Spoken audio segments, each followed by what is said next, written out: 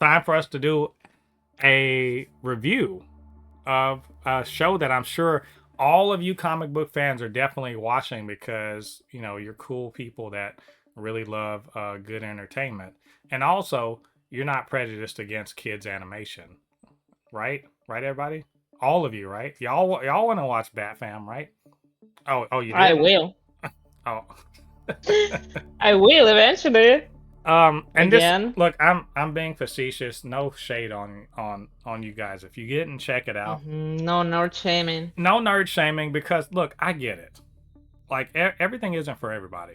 This is something I think over the last few years people have been trying to remind everyone that everything isn't for everyone. And this is a show explicitly for kids. If you look at on it on Prime Video, it says TV7. So that's the level. That's the who they're aiming at. But it is, I consider it an all ages show where you can enjoy it anyway. I liken it. This is a favorable comparison, I will even say, even though I think the other show is better.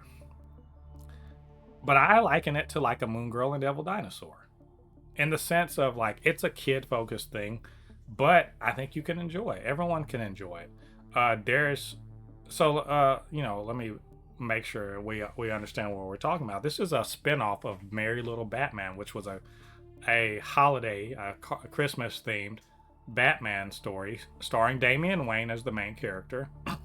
And so this is a spin-off. Like at the end of that movie, his dad is like, "Okay, you can be Little Batman or Batman Junior, whatever you want to call it, and we'll go out and we'll fight crime." Damien has previously been trained by his mom, so he actually can kick ass. But he's been raised by his dad basically, and Bruce is basically he's a doting father, but also he's Batman. Then you have Alfred he's an elderly Alfred, not a young and spry one. And they basically, it's all about their adventures. Now, the difference between Batfam and Merry Little Batman is in Batfam, they've expanded the character, the characters to include several other people. For instance, you get a Volcana, which is not a character I'm very familiar with, but basically has fire powers. But she's de-aged. She's a supervillain that was de-aged and lost some of her memories due to an unfortunate incident during a robbery.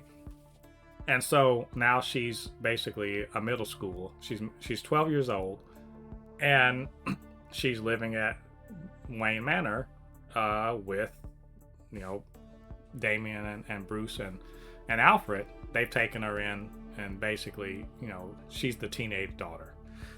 She's such a teenage daughter. She's like the everything, you guys are so lame. She's always on her phone, and she's a little emo or whatever. And so she's the older sister to Damien. He's a very excitable version of his dad, basically. He's not like the Damien you're used to from the cartoons or from the comics. He's not that one. He's a kid. He wants to be Batman, and he's pretty much a nice kid, and he's also a little too much. And so the emo middle school daughter, the elementary school kid, that's a little too much, right? And then you also have, for whatever reason, Man Bat lives with them too. Don't explain it, he just does. He moved in. But he's more like, instead of being like some big he's like kind of a middle-aged but he's a kind of a slobby Roger. Like if you ever watch American Dad, Roger. He basically think that he's always coming in with non sequiturs that are just like silly little things he's saying, or he's doing weird shit, and it's very funny, right? And then you also have Ra's al Ghul. Now you might be like, how is he a member of this? How's he here? He's a notorious supervillain, right? Well, he's actually in spirit form. So he's running around sort of being like this evil granddad presence, but he's in a comical way. Because he's a spirit, he can't actually do anything too nefarious, and also he's a very loving granddad. He loves Damien.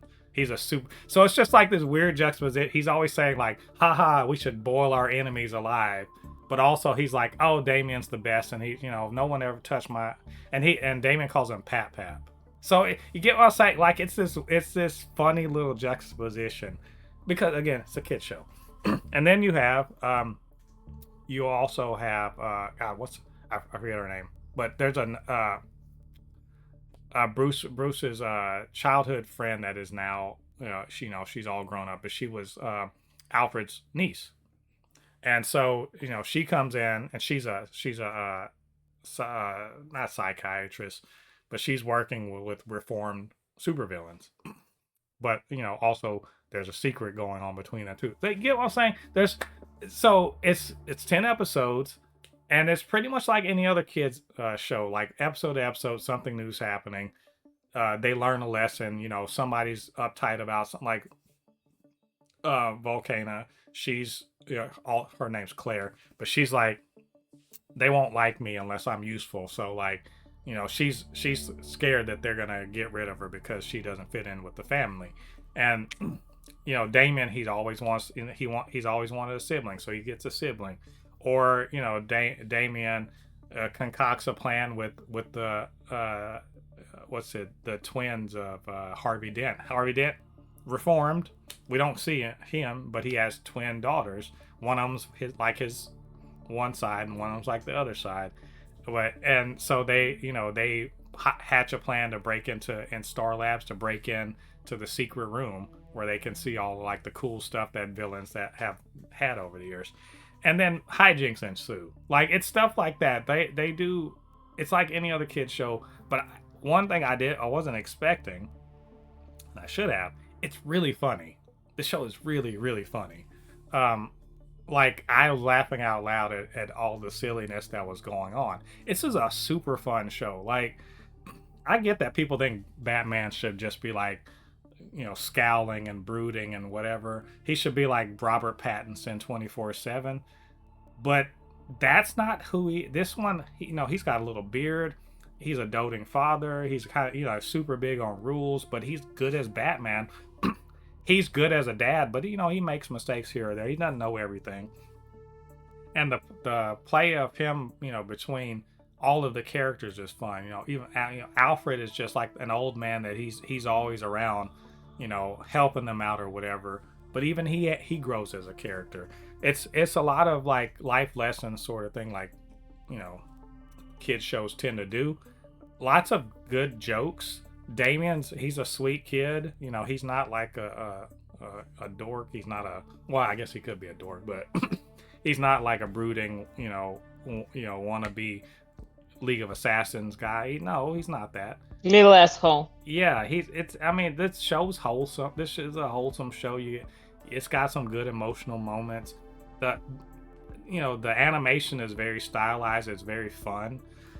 You get to see various, like Killer Croc and Clayface show up in this thing, right? The Mad Hatter shows up. Some other C-list villains are in it as good guys. Even King Tut's a very good and funny one that they have.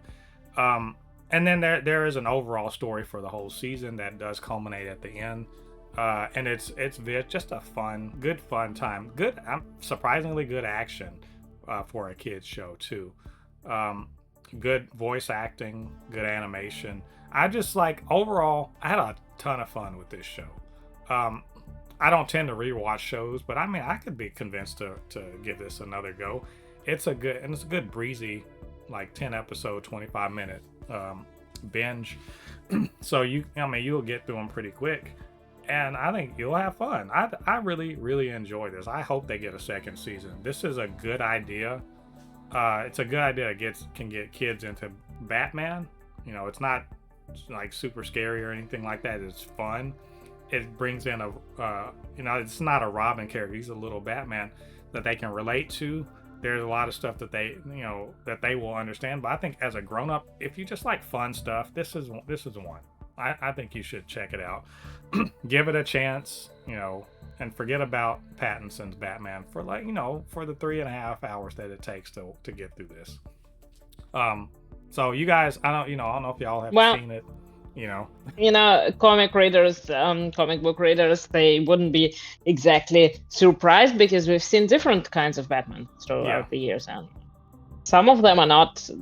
Well, they're always broody. They just not exactly that's the funny thing fun hating all the time. this show is kind of, you know, found family is a big deal in across media, but just kind of like the family aspect is very, like, it's called Bat Fam, right? The family aspect is super important, and like kind of the life lessons of how a family interacts and like the problems they may come, you know, they bump up against, how they resolve it, you know, all of that thing.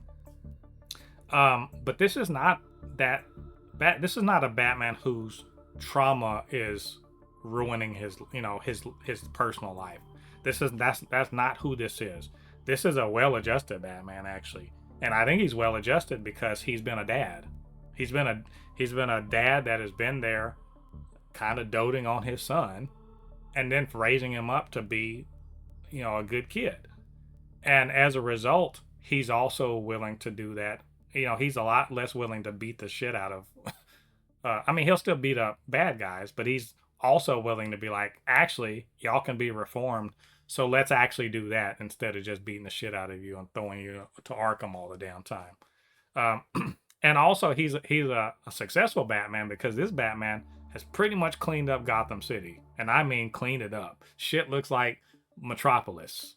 Like there's no, all the supervillains have been cleaned out, and so whenever they pop up, he, you know, he deals with them, and then he's like, no, we're gonna reform you. It's very, I think it's good. Like I said, you guys, I suggest you go check it out, give it a try, and let me know what y'all think about it. You know, in the comment section.